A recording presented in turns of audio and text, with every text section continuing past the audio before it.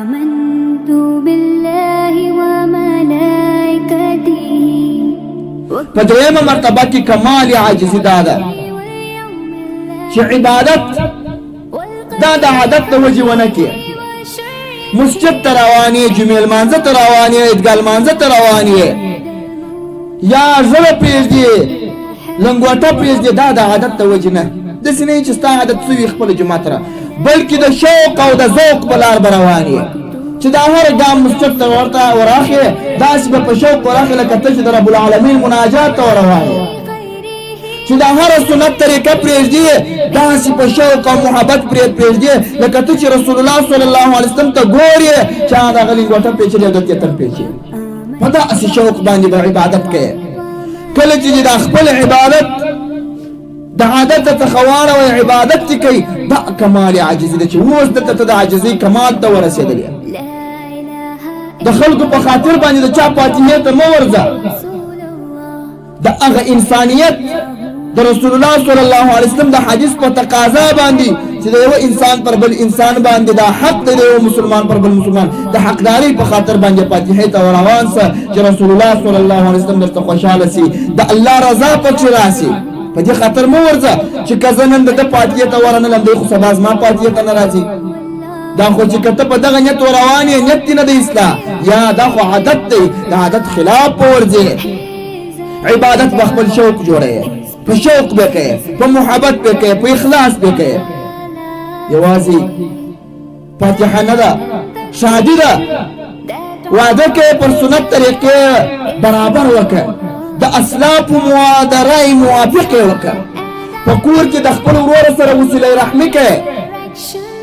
سل کالدار خپل ورور ته ورکوې بل ته ورکوې دا په دې نیت مه ورکوه چې نن زنوار نه کړم سبا دی ما ته روپۍ نه راکړي په دې نیت یې وکړه چې زما ورور دی وسیله رحمي دا په شریعت کې دا واجب ده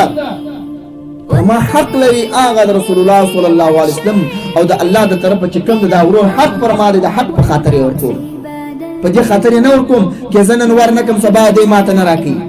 دا نیت نه دی اصلاح د الله رسول صلی الله علیه وسلم فرمایي انما الاعمال بالنیات کوم عمل چې هغه ستا تر نیت تعلق لري یو کار دی فاتحې ته ورسه نیت دا وکړه یاره که زه نن ورنلم سبا دی زما مړي ته نه راځي فاتحې ته نه راځي بس هغه دې اور په اصطلاح و ثواب یې نسته پکښې سنت طریقه دې نسته پکښې او د هغه فاتحې ته ورسه زړه کې دا نیت وکړئ ای پروردګاره ستا بنده دی تا وفات کړی دی د حق دا پر موږ دی چې موږ به دلته تعزیتي مجلس ته ورځو دلته به دعا کوو د ښه خلق دعا به ورته کوو بیا ورغلی د هغه فاتحې ته دا د الله پاک ثوابونه درکوي هر قدم دې د نیکۍ پلې ته ولیږي نیت دې الله پاک قبلوي ګوره یو عمل دی تر نیت تعلق لري د نیت تر اصلاح پورې تعلق لري نو کمال عاجزي دا ده چې هر کار چې کوې لمونځ کوې اودس کوې د یو چا سره راشه درشه کوې د اولیاو صحبت کوې او د نیکو بزرګانو صحبت کوې په دې خاطر یې مه کوه چا ملنګیان صحبت ته چې زمزم یا دا ووایه چې دا د الله پاک محبوب بنده دی دا د الله پاک ولی الله و دوست دی زه ورځم چې د ده په خاطر زه الله ته قبول سم دا مې عقیده ده چې دا د الله پاک دوست دی خپل ټول عمر یې د الله رب الجلال په ذکر او اذکار کې تېر کړی زه په دې خاطر ورځم چې د ده په خاطر مې د رسول الله صلی الله علیه وسلم مینه زړه کې راشي زه ورځم د ده و دربار او خانقاه ته چې الله راته راضي شي د عادت په ټول نه ورځم چې ټول خلک روان دي زه مو روان یم خاص په دې خاطر ورځم چې د الله په خاطر ورځم چې زه غواړم چې په دربار او خانقاه کې د الله محبت پیدا کړم زه غواړم چې په دربار او خانقاه کې د پیغمبر علیه السلام مینه پیدا کړم د رسول الله صلی الله علیه وسلم سیرت پیدا کړم او د صحابه او تابعین مینه پیدا کړم دا ټول په دې خاطر وکړم په دې خاطر یې مه کوه چې ټول خلک دربار ته روان دي زم روان یم په دې خاطر یې مه کوه چې ټول خلک په دربار کې راجمع کېږي زم یا په دې خاطر ورځه چې د الله مینه پکښې پیدا کوم د رسول الله صلی الله علیه وسلم مینه پکښې پیدا کوم نو د عاجزۍ دا درې مرتبې دي اوله مرتبه دا ده چې تواضع للدین ده چې هغه د څلورو ډلو دپاره وه دا دوې درې مرتبې زموږ د ټولو عوامو او صوفیو خاص کر د ملنګیانو دپاره